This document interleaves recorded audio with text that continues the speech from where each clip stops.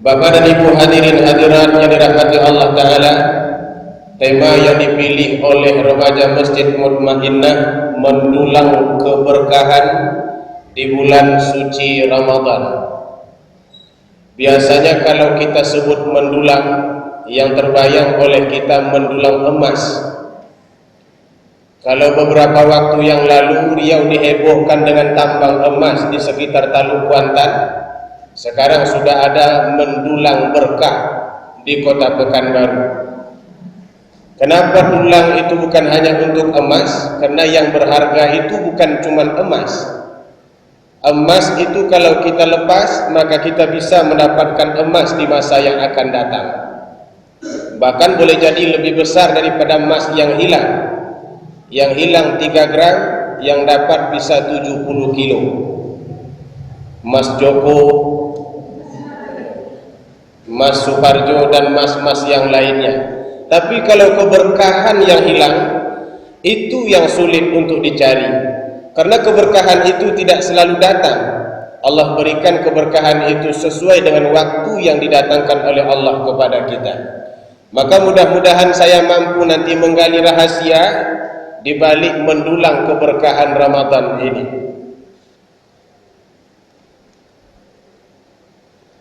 Rasulullah sallallahu alaihi wasallam bersabda, "Ja'akum syahrun Ramadan, syahrun mubarak." Telah datang kepada kalian bulan Ramadan, yaitu bulan mubarak. Kata mubarak itu dari situlah tadi diambil kalimat berkah. Jadi yang menjelaskan tentang berkah Ramadan itu bukan ustaz, tidak juga ada ulama, tetapi justru Rasulullah sallallahu alaihi wasallam sendirilah yang mengatakan bahwa bulan Ramadan ini adalah bulan yang berkah. Hadirin yang Allah muliakan, apa itu berkah? Ini kalimatnya sudah sangat lazim dalam hidup kita. Pernah kita mendoakan agar diberikan harta yang berkah. Ada juga kita doakan mudah-mudahan keluarga berkah. Ada lagi kita sebutkan jabatan yang berkah. Dan banyak lagi yang kita kaitkan kehidupan kita dengan kata-kata berkah ini. Apa makna berkah itu sebetulnya? Kalau kita lihat ke dalam segi arti, berkah itu bermakna membawa baik. Jadi apa saja yang Allah beri jika membawa dampak baik, maknanya dia berkah kepada kita. Kalau begitu harta yang berkah itu adalah harta yang mempunyai dampak baik kepada kita dan keluarga. Kalau diberikan oleh Allah harta banyak, tapi semakin banyak harta semakin tidak jelas ibadah, berarti harta itu bukanlah harta yang berkah. Kita juga harus akui bahwa harta itu ujian, kata Allah Ta'ala, yang bisa menyebabkan manusia sukses, tapi tidak jarang manusia juga gagal. Ada orang-orang yang memang semakin diberi harta, semakin dia rajin beribadah, semakin banyak sedekahnya. Tapi tidak jarang pula ada orang yang diberi oleh Allah harta, malah semakin jauh dari jalan Allah.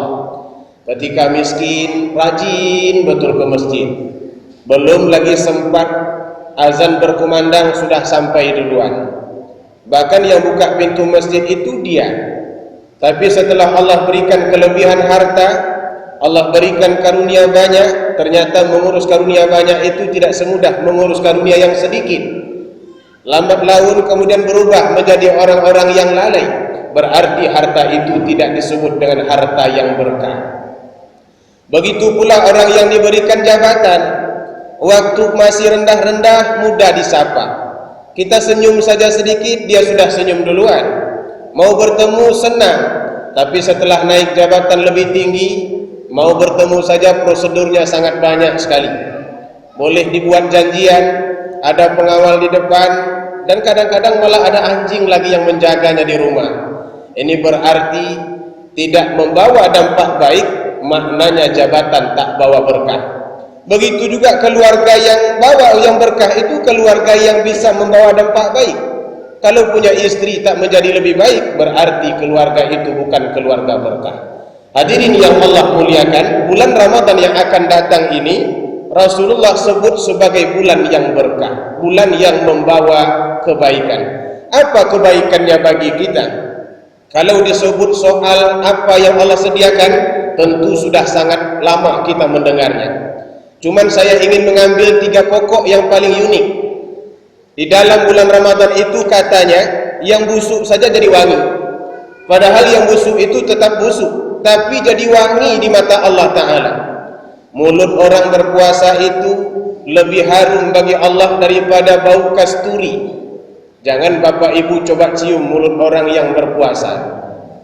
Perut kosong itu akan melahirkan bau yang tak sedap.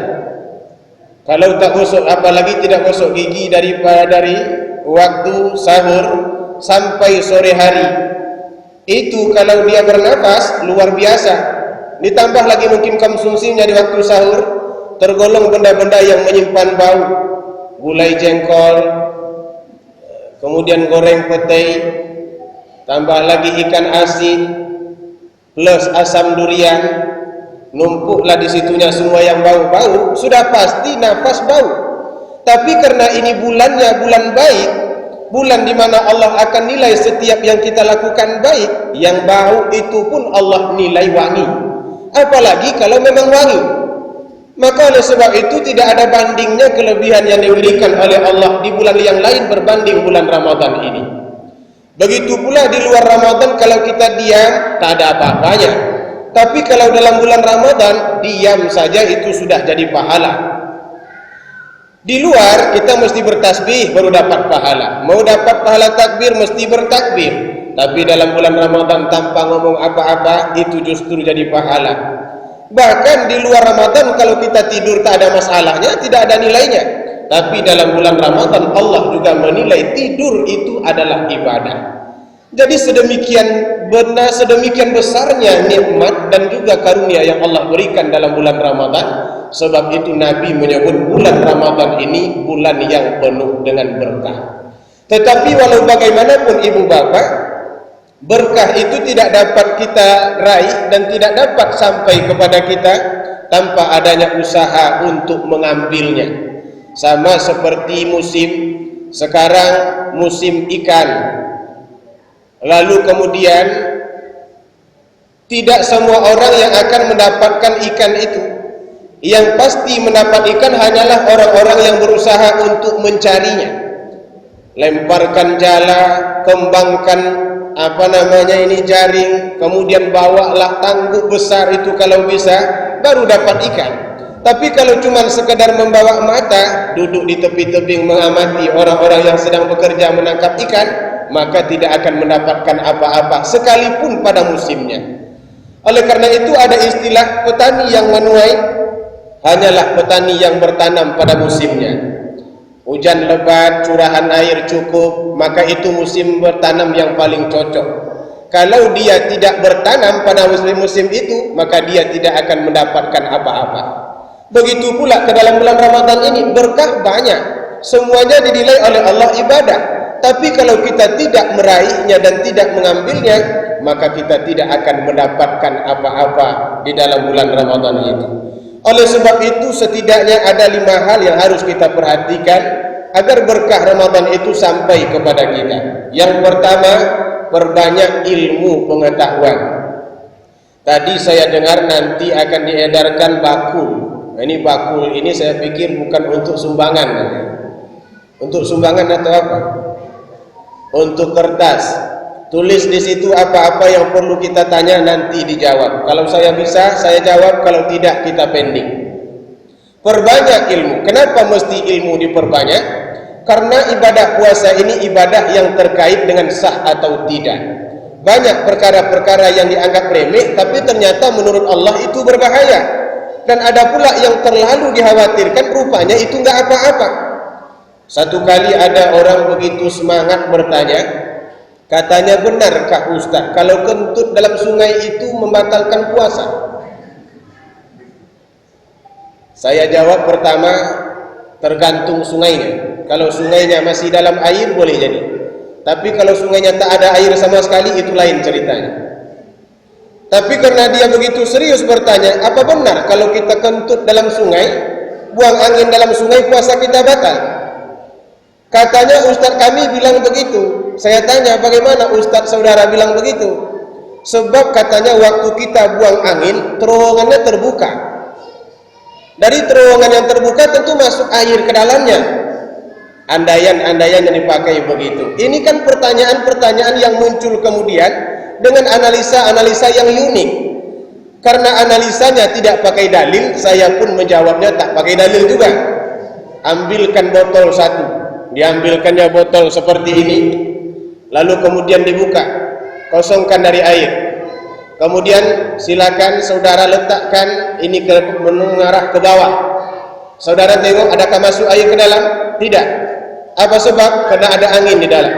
Begitu pula perut kita sekalipun terbuka di bawah, kalau ada angin yang mendorong dari dalam, air tidak akan masuk. Itu teori biasa, tidak pakai dalil-dalil sama sekali.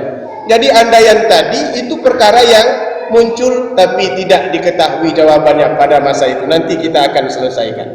Jadi kita perlu ilmu yang banyak dan juga perlu pengetahuan-pengetahuan yang cukup. Kemarin saya contohkan di Zainab, kadang-kadang gatal telinga, tak digaruk. Telinga ini kalau gatal di luar tak ada masalah, yang masalah gatal di dalam. Mau digaruk pakai apa? Masukkan kelingking tak muat, jempol apalagi. Lalu kemudian pakai ketembat.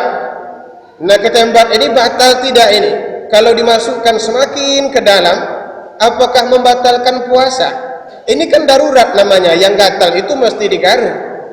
Kalau kita katakan nanti tidak boleh digaruk dan tidak boleh dioles, diganggu sedikit pun dengan apa benda sekalipun, ini akan membuat kita jadi serba salah. Dimasukkan ketembat, batal. Tak dimasukkan ke tembak, gatalnya dari pagi lagi. Tak mungkin nanti garuknya setelah berbuka puasa. Bisa mabuk dibuat. Pakai apa? Ini jadi masalah juga dan lain-lain sebagainya. Kadang-kadang karena ingus dan juga banyak lagi persoalan lain. Maka oleh karena itu Rasulullah SAW selalu mendorong tuntut ilmu itu. Jangan cukup dengan ilmu yang ada dulu, karena semakin lama semakin banyak problematika. Dan setiap problem itu harus dicari jalan keluarnya. Tidak heran kalau dalam agama kita orang menuntut ilmu itu diberikan penghormatan lebih. Yarfa'illahu alladhina amanu minkum walladhina utul ilma darajah. Allah mengangkat derajat orang-orang yang beriman dan orang-orang yang menuntut ilmu di antara kamu. Kenapa Allah lebihkan? Karena kalau mereka beribadah, maka ibadah itu akan sesuai dengan tuntunan agama. Kemudian yang kedua, bersihkan jiwa. Ini kalau masuk ke dalam bulan Ramadan yang bersih, lalu badan kotor, sama seperti menuangkan air ke tempat yang kotor. Ada lagu Malaysia dulu, suci dalam debu katanya namanya. Suci dalam debu, yang nampak justru debunya. Jadi ibaratnya seperti ini, kalau jiwa kita kotor, ini yang di depan ini suci, masuk ke dalam benda suci sementara jiwa kotor, tentu tak cocok bendanya. Oleh karena itu perlu membersihkan diri. Pertanyaannya, bagaimana cara membersihkan diri itu? Kalau orang Kampar, cara membersihkan diri katanya mandi balimau di Sungai Kampar. Petik limau di kebun, rebus dan kemudian tumbuk kunyit. Bungkuslah dalam bungkusan-bungkusan khusus. Nanti setelah itu mandi di sungai dengan limau dan sekaligus kunyit. Kuninglah setelah itu. Katanya ini mandi menyucikan diri. Itu dulu, sekarang sudah lain pula modelnya. Perkembangannya mengikut zaman. Kalau dulu cuma bawa limau ke tepi sungai, sekarang bawa organ tunggal. Di bawah penyanyi-penyanyi dangdut dari pagi sampai sore tak berhenti-berhenti goyang dumang. Lagunya itu saja, goyang dumang. Kalau tidak goyang dumang, sakitnya tuh di sini. Cita-citata.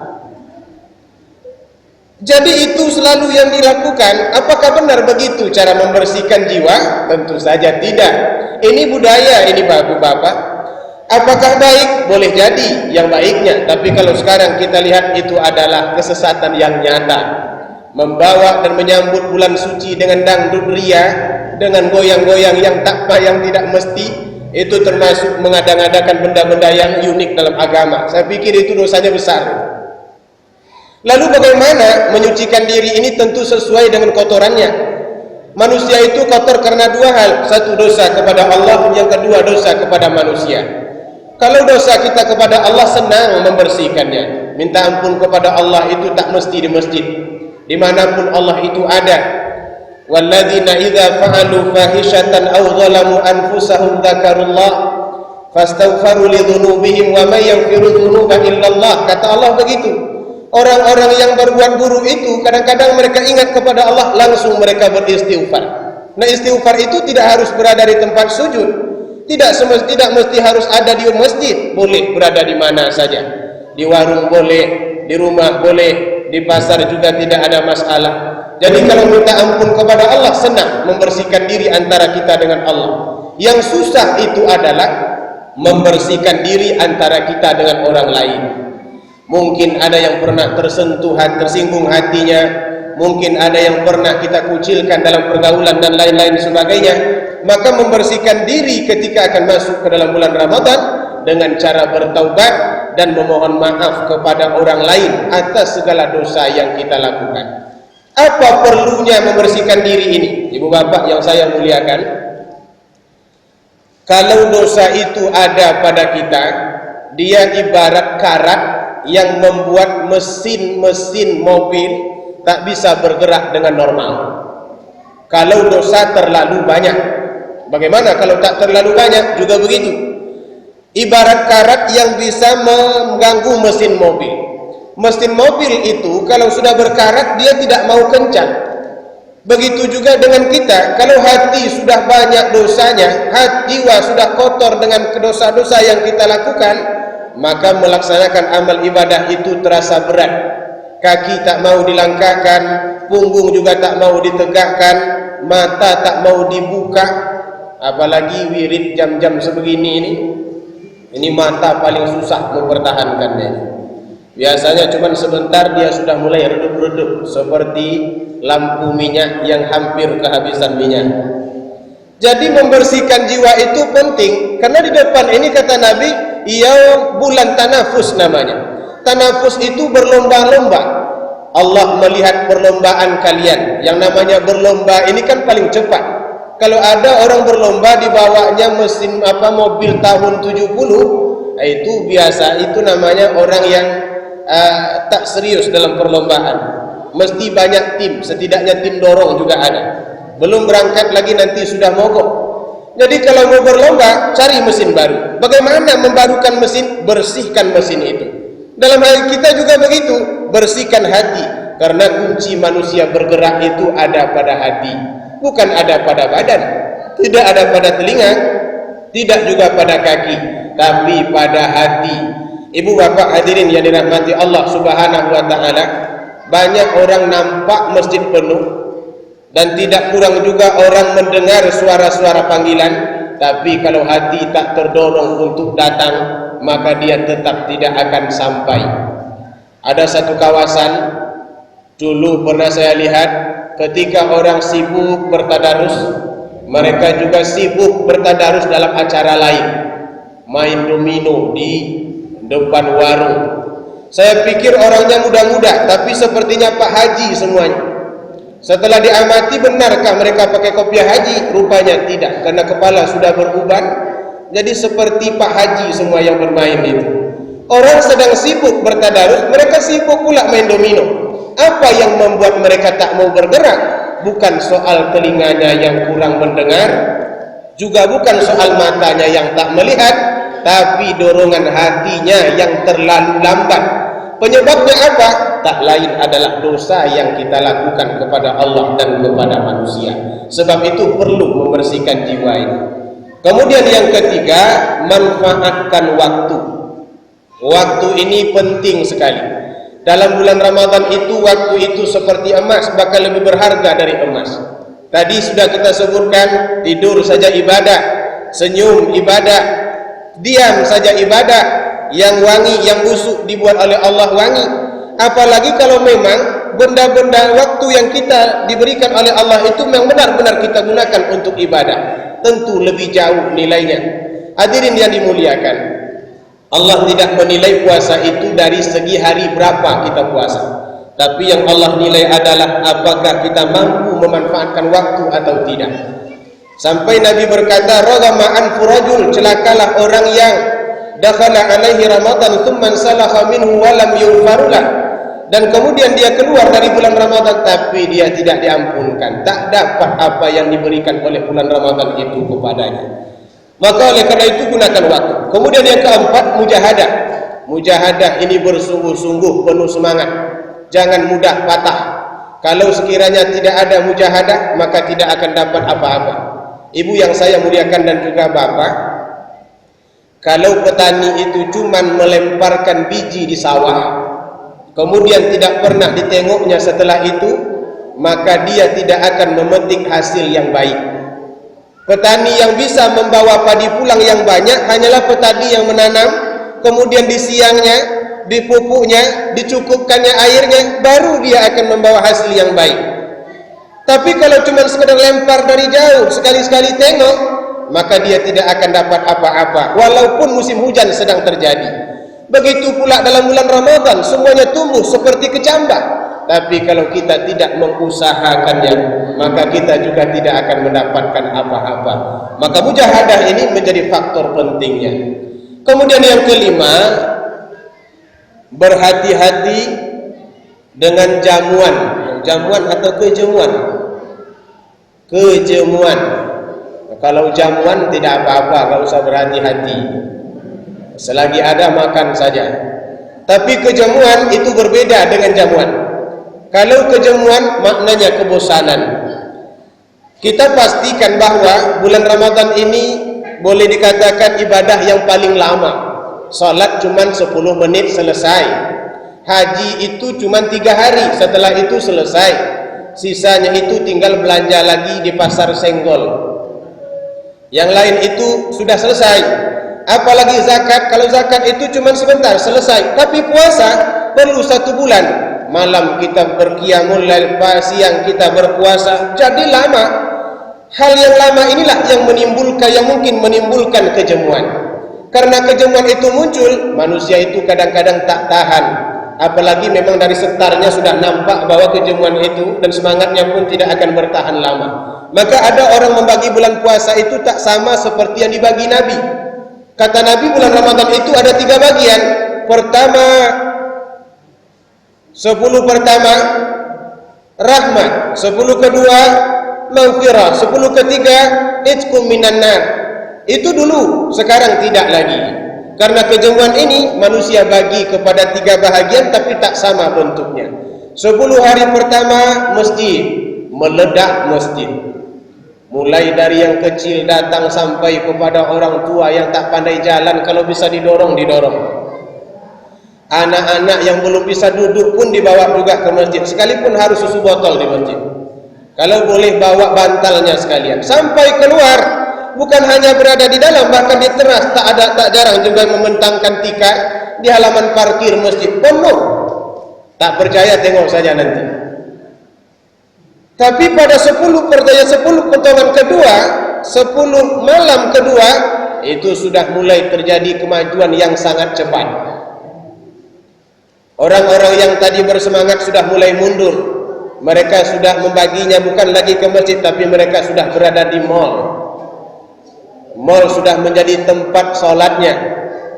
Lebih banyak di mall daripada di masjid. Yang tinggal di masjid hanya orang-orang yang berpikir akan mati cepat.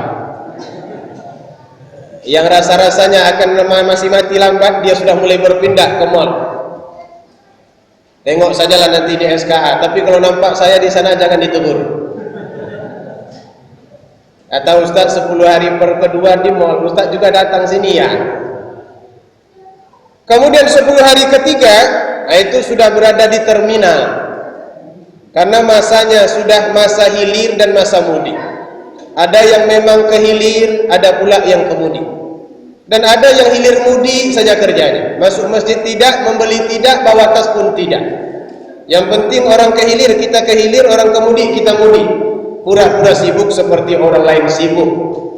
Ini pembahagiannya. Apa yang menyebabkan manusia mundur begitu cepat?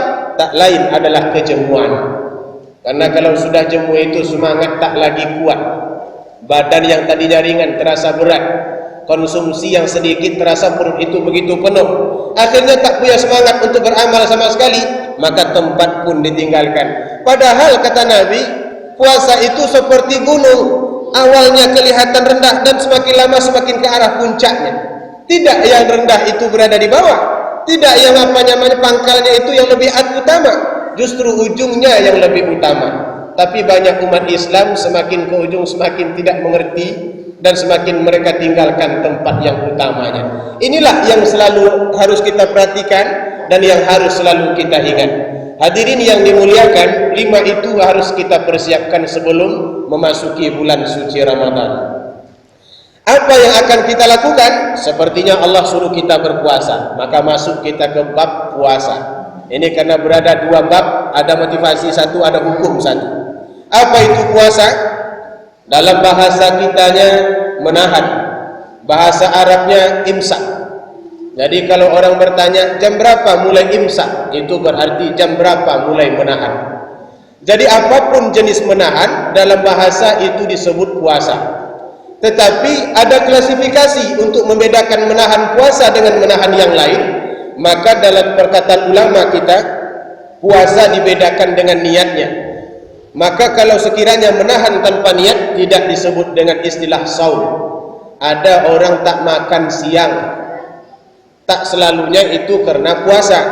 Kadang-kadang memang karena tak ada duit, tidak ada uang untuk membeli, lalu kemudian tak makan. Itu bukan puasa namanya, walaupun dia imsak juga. Jadi puasa itu imsak, dan imsak ini menahan ini banyak. Menahan apa saja?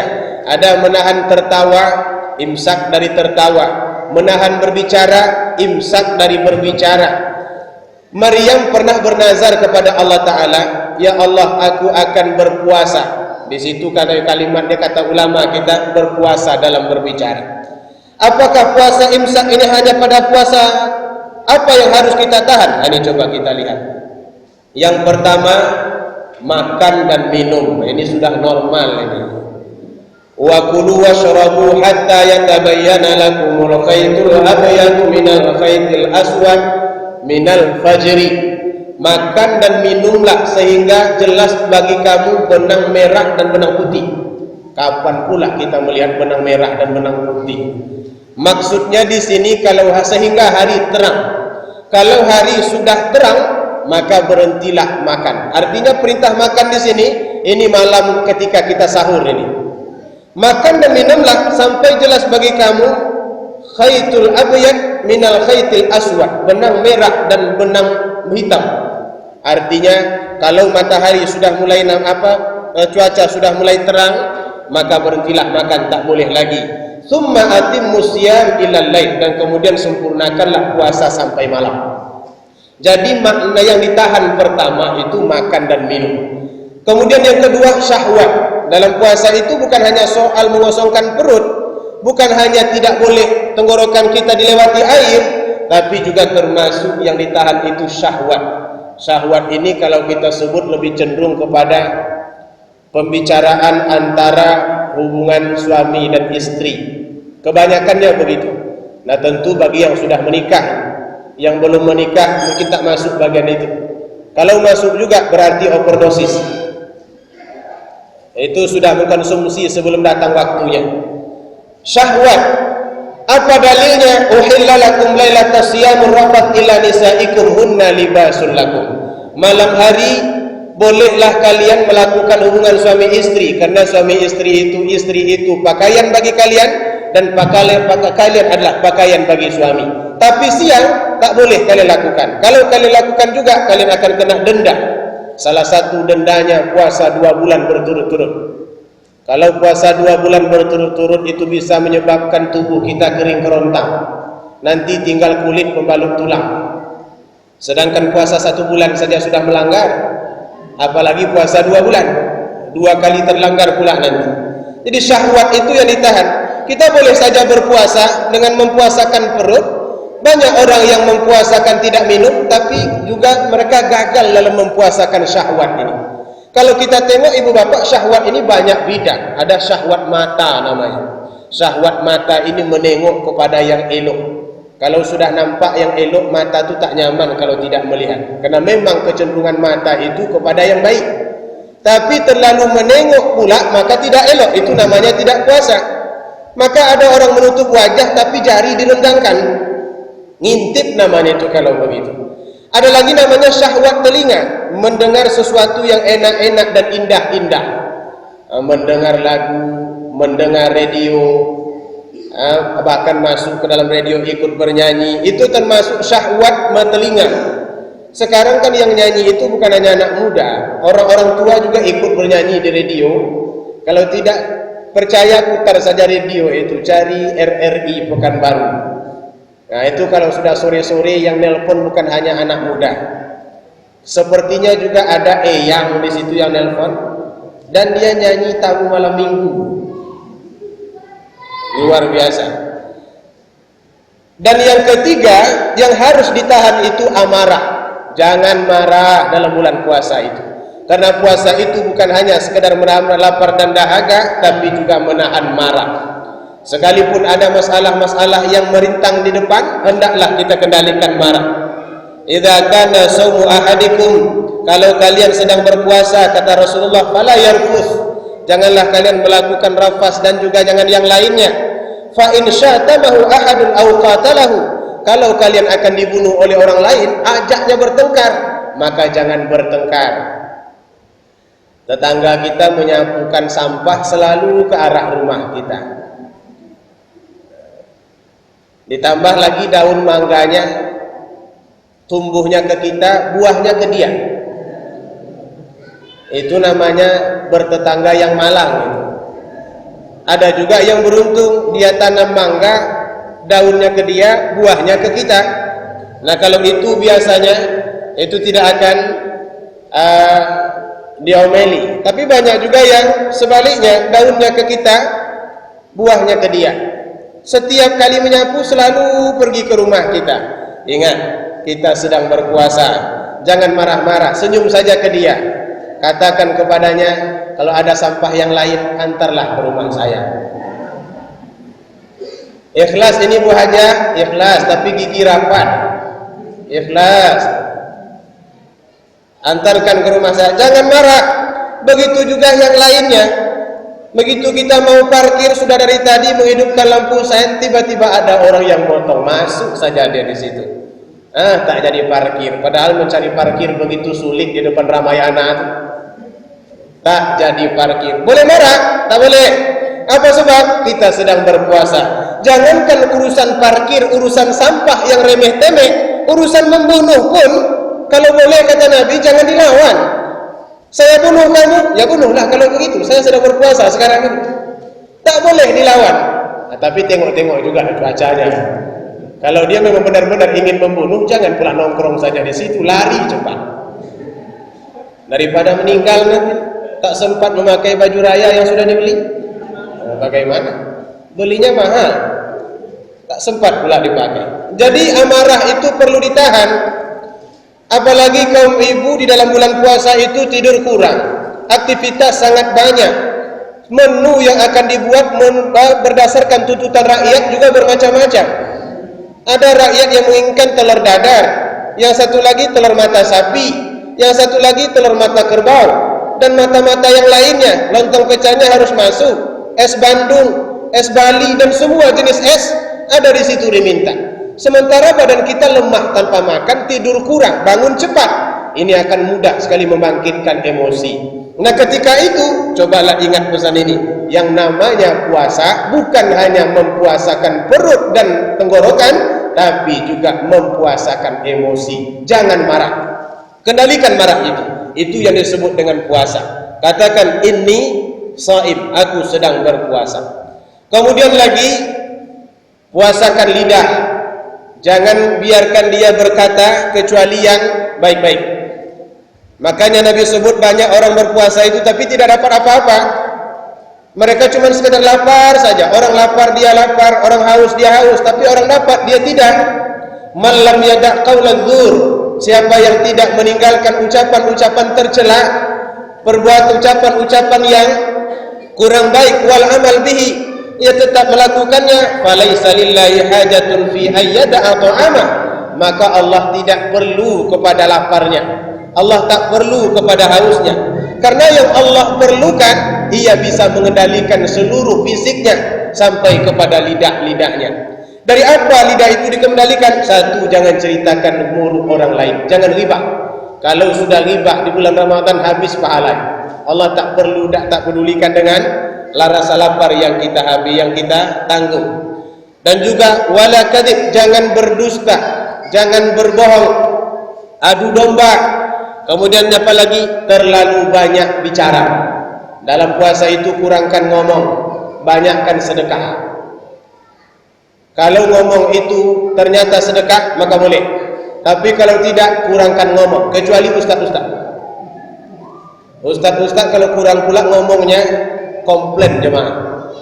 Asa iyatan santapan rohaninya 5 menit sudah selesai. Belum sempat lagi berhenti tangan bertasbih sudah selesai. Nah, artinya mempuasakan diri itu mempuasakan semua bahagian badan, termasuklah diantaranya lidah. Kemudian lagi hati. Hati-hati dengan hati. Hati ini adalah anggota badan yang sering berdosa tanpa terasa. Karena dia tidak langsung terdengar ucapan dan dia tidak langsung dalam action, tapi ada dalam perasaan. Itulah hati. Hilang umpamanya periuk kita di dapur beberapa minggu yang lalu kemudian nampak pemulung berlegar-legar di depan pagar kita membawa boni, sementara kita baru pulang dari pasar. Maka tanpa unsur periksa dan bukti, langsung saja main tuduh, pasti dia yang mengambil periuk yang hilang. Kata orang rumah, kamu pasti kan? Siapa lagi? Yang tak ada yang ngambil-ngambil di tempat ini, itu tengok boninya besar, mesti dia yang ngambil. Rupanya setelah dicek di dapur ketika akan masak, karena memang permintaan banyak, ada di deretan paling bawah rak kita. Setelah nampak periuk itu teringat lagi pemulung tadi, ini rupanya periuk itu. Sudah nuduh orang pula. Nggak bisa, semuanya sudah ditulis oleh Allah Ta'ala. Kecurigaan itulah yang harus selalu kita antisipasi di dalam melaksanakan ibadah puasa. Rubba sha'im hadzahu min siyamih, kata Nabi. Berapa banyak orang yang hanya mendapatkan dari puasanya itu hanya sekedar lapar dan dahaga. Hadirin yang dirahmati, kata Allah Ta'ala, menahan itulah yang diperintahkan di dalam bulan suci Ramadan. Ya ayyuhalladzina amanu kutiba alaikumusiyam kama kutiba alal ladzina min qablikum la'allakum tattaqun. Ini ayat tentang yang memerintahkan kita untuk berpuasa. La'allakum tattaqun, semoga kamu jadi orang yang takwa. Apa itu takwa? Kalau kita tengok takwa ini, takwa itu bukan takwa, bukan pula hanya sekedar takut. Takwa itu berarti katanya taat sebenarnya. Taat kalau kita tengok di sini ada semua kategori orang takwa. Tapi saya tidak dapat membacakan semua karena waktu yang diberikan panitia kepada saya tinggal 15 menit. Itu 10 menit yang lalu. Berarti tinggal lagi 5 menit lagi. Katanya 15 menit lagi, itu 10 menit yang lalu. Kalau konsep takwa kita tak tulis, sudah banyak pembicaraan. Yang kita tulis di sini tanda orang takwa itu apa? Dalam segi keyakinan dia yakin kepada yang gaib, melaksanakan salat, menunaikan zakat, yakin kepada hari akhirat, percaya kepada kitab Allah. Itu juga tanda takwa. Kemudian bagian muamalahnya dengan orang lain, menafkahkan harta baik senang ataupun susah, dia rajin bersedekah. Sedikit hartanya dia bersedekah, banyak hartanya lebih banyak pula sedekah. Itu tanda orang takwa. Kemudian dia menahan marah. Dia bukan tak pemarah orangnya, tapi bisa dikendalikannya. Menahan marah itu pun termasuk di antara kategori dan tanda-tanda orang takwa. Ketiga, memaafkan manusia. Tidak ada manusia yang tak bersalah. Semua kita pernah bersalah, orang lain pernah bersalah, dan kita pun juga bersalah. Tapi sebaik-baik manusia adalah orang yang selalu memaafkan manusia lain. Jadi inilah yang disebut dengan ciri takwa. Saya tidak memberikan konsepnya karena sudah sangat biasa. Hadirin yang dirahmati Allah Subhanahu wa Ta'ala, Allah menyuruh kita menahan benda-benda tadi supaya kalian memiliki karakter ini, kata Allah. supaya kalian menjadi orang yang ringan tangan bersedekah, supaya kalian menjadi orang yang mudah menahan marah, supaya kalian memaafkan manusia, yakin kepada hari akhirat, dan lain sebagainya. Kita teruskan. Apa hubungan menahan dengan ketaatan? Kalau kita lihat dalam ibadah puasa, yang dilarang Allah itu semua yang boleh, tidak semua yang dilarang. Tidak Allah sebutkan di dalam Al-Quran, janganlah kamu berzina, tidak. Janganlah kamu merokok, tidak. Yang dilarang oleh Allah malah yang boleh-boleh semuanya. Makan, minum, hubungan suami istri. Ini sebenarnya merupakan naluri. Orang kalau dilarang merokok takkan marah dia. Tapi kalau coba dilarang makan, kalau tidak berantem dia dengan kita. Tetapi malah ini yang dilarang oleh Allah. Apa sebabnya? Sebagai bentuk ujian dan asahan. Kalau manusia sudah bisa patuh kepada Allah dengan meninggalkan makan, dengan meninggalkan minum, dengan meninggalkan hubungan suami istri, padahal itu kebutuhan dasar, maka pasti manusia akan lebih mudah patuh kepada Allah dalam hal-hal lain yang tidak mendasar. Umpamanya Allah larang jangan riba, maka dia mudah meninggalkan riba, karena riba itu bukan karakter kita. Kita orang baik-baik kok. Jangan mengadu domba, juga bukan karakter kita. Sedangkan makan saja kita patuh kepada Allah ketika disuruh, apalagi ketika Allah cuma menghentikan kita supaya jangan menceritakan buruk orang lain. Itulah sebabnya hadirin yang dirahmati, kita baca dulu hadis ini sebelum habis. Ini hadis yang bersifat motivasi. Bunyinya, kullu amal ibnu Adam yudha'af. Setiap perbuatan anak Adam dilipat gandakan. Berapa? Al-hasanah bi asyri amsalihah. Satu perbuatan baik dilipat gandakan 10 seumpamanya ila sab'i mi'ati dha'fin, sampai 700 kali lipat. Jadi kalau bapak ibu berikan orang 1 gelas minuman, maka Allah lipat gandakan 700 kali lipat. Itu sedekah. Tapi puasa, kata Allah Ta'ala, illa saum, kecuali puasa. Fa innahu li, puasa itu untukku, wa ana ajzibi, dan aku yang akan membalasnya. Apakah yang lain bukan Allah yang membalasnya? Allah juga yang balas. Tapi kenapa Allah bedakan? Nah, kuncinya di sini, karena puasa ini meninggalkan benda-benda yang hebat, maka kata Allah normal pahala itu 1 kali perbuatan baik sama dengan, nih tengok nih, 1 kali perbuatan baik nilainya 700 hitungan normal. Nah, jadi apa saja yang kita buat nilainya 700 untuk hitungan normal. Tapi puasa Allah tidak batasi kepada 700, terserah kepada Allah saja. Kalau dia mau memberikan 3.000, 3.000 lah yang dapat. Tentu sesuai dengan kadar kualitas puasa yang kita lakukan. Karena pahalanya besar dan juga diberikan oleh Allah sesuai dengan kualitas ibadah puasa, maka seterusnya kita akan berbicara tentang problem puasa supaya puasa kita berkualitas. Ada lagi ini sebenarnya, tetapi kita cukupkan ini, boleh ditengok. Rahasia 1 bulan, tujuannya 1 untuk membiasakan kita. Yang kedua supaya mendapat efek maksimal. Karena kalau kita buat sehari biasanya tidak begitu kuat efeknya. Lalu dibuat oleh Allah sebulan. Yang kedua supaya efeknya maksimal. Ahabbuddin ilaih mada wa ma sahibuhu alaih. Sebaik-baik amal adalah yang selalu dilakukan terus menerus, sekalipun kecil.